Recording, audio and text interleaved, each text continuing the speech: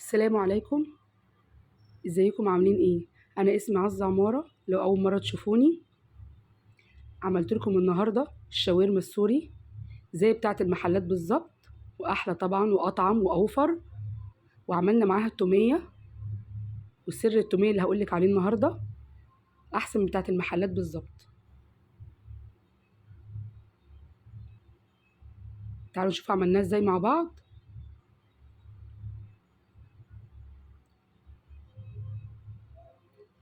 عندي هنا حوالي ده كيلو بانيه، كيلو من البانيه، وقطعته كده شرايح زي ما انتم شايفين. غسلته طبعا كويس قوي بالليمون وبالطحينة، وغسلته وصفيته. تمام.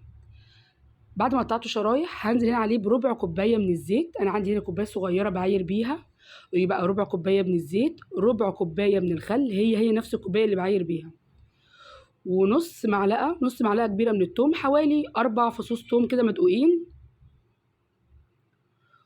وعندي هنا نص معلقه كبيره من القرفه، يعني معلقه صغيره قرفه، معلقه صغيره جنزبيل، معلقه صغيره بهارات فراخ.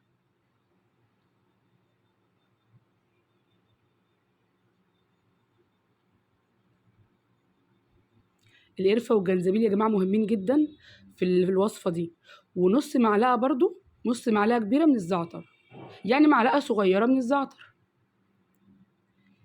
هنا عندي حطيت معلقتين كبار من الصويا صوص، أي صويا صوص عندك استخدميه. هنا عندي عصرت ليمونتين وحطيتهم في الكوباية، عصرت دول بالظبط ليمونتين، نزلت كده بيهم عليه. هنا لو انت عندك صلصه معلبات حطيها، انا ما كانتش عندي فانا حطيت صلصه، انا كنت مسبكاها في البيت عادي، معلقتين منهم. ونزلت بنص معلقه من الفلفل الاسمر.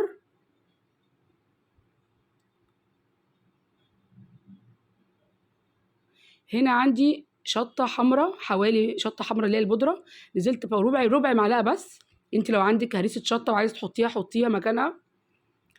هنا عندي نزلت معلقه صغيره من الملح، عشان طبعا هنا عندي صويا صوص برضو بيحدق الاكل، فانا ايه ما حطيتش ملح كتير. هشوفها واحده واحده كده والملح بتاعها هيبقى عامل ايه. بقلب طبعا البهارات كلها كده مع بعض. وطبعا كانت عندي كوبايه زبادي، نزلت عليها بيها زي ما انتم شايفين كده. بقلب بقى التتبيله دي كويس قوي مع بعض. التتبيله دي لو انت عايزه تسيبيها من قبلها بيوم طبعا يكون افضل. عايزه مثلا تشتغلي فيها خلاص بتسيبيها في التلاجة مثلا من ساعه لساعتين وبعد كده تشتغلي فيها. بس طبعا افضل لو انت بيتيها قبلها بيوم. انا بصراحه في اليوم ده انا عملتها بعديها بساعتين، يعني حطيتها في التلاجة تقريبا ساعتين واشتغلت بيها على طول. هنا بقى هنعمل التوميه بتاعتنا. عندي حوالي كوبايه ونص من الميه، نزلت كده في قلب الطاسه بتاعتي كوبايه ونص من الميه، عليهم حوالي 3 معالق كبار هرميه كده من النشا زي ما انتم شايفين. بقلبهم طبعا على البارد قبل ما اولع عليهم، بقلبهم كويس قوي لغايه ما النشا تدوب،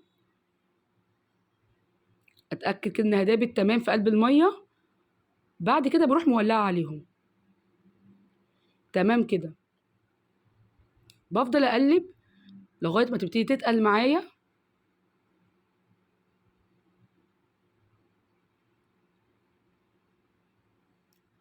تمام،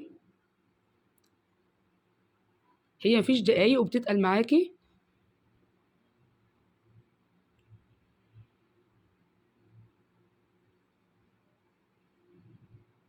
تمام كده، بص مفيش ثواني وراحت تمام تقلت كده معايا. بفضل اقلب، ما اطفيش، اول ما تتقل ما اطفيش، بفضل اقلب لغايه يعني ما اللون الابيض ده بيروح خالص ويديني اللون الشفاف زي ما انتم شايفين.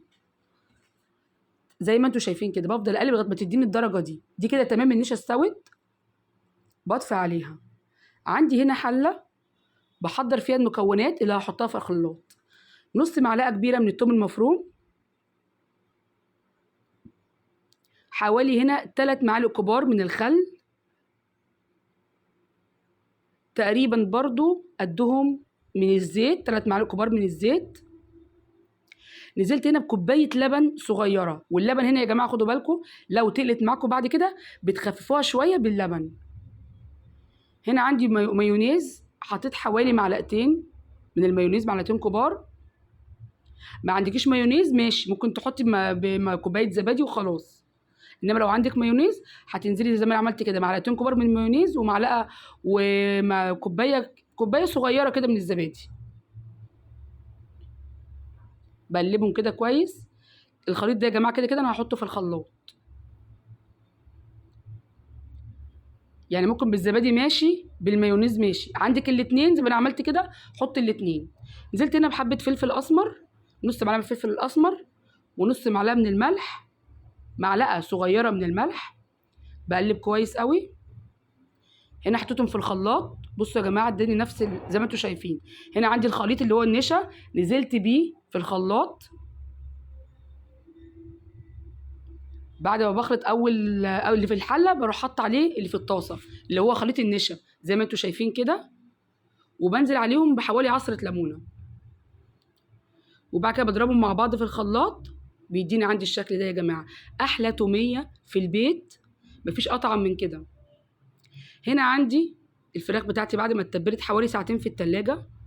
جبت طاسه وفيها زيت، حبه زيت حلوين كده، ونزلت بالفراخ بتاعتي الشاورما. بقلب بقى كويس. هي فيها حبه صوص صغيرين، ده الصوص ده اللي هتستوي في قلبيه. بنفضل نقلب لغايه ما تستوي شويه على النار.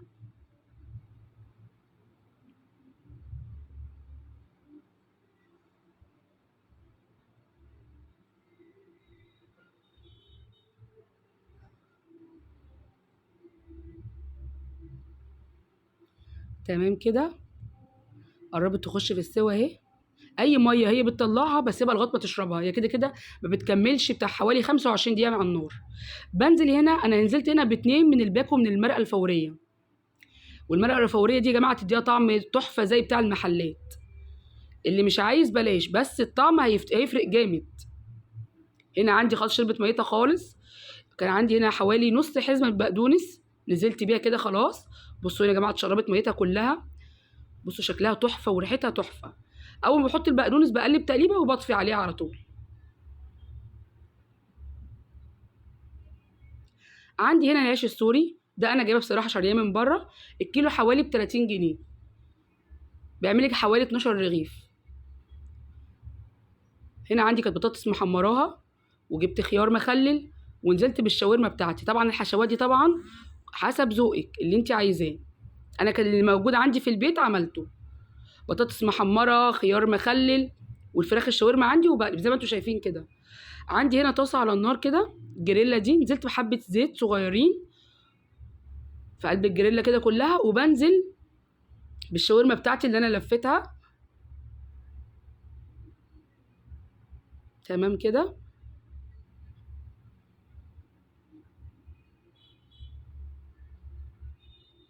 عايزه اقول لكم يا جماعه والله جربوها تحفه، طعمها وريحتها واوفر من بره بكتير.